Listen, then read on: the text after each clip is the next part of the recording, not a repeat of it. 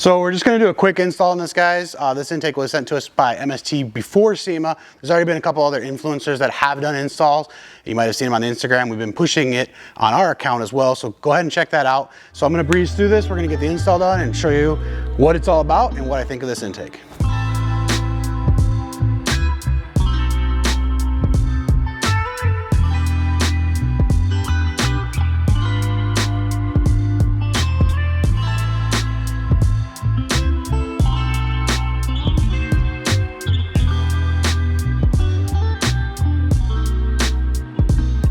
All right, guys, so we just finished up with the install.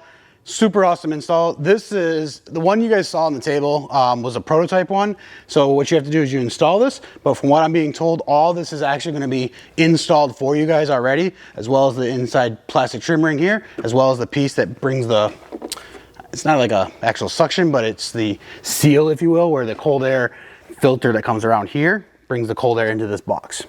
So this was it wasn't challenging, but you just got to do this in a correct order of operations. You got to kind of line it all up first. I would put this clamp on first, and then I would do this clamp, and then I would tighten this because this allows it to move in and out and make sure that this isn't actually touching the box. That's it, guys. Let's start it up.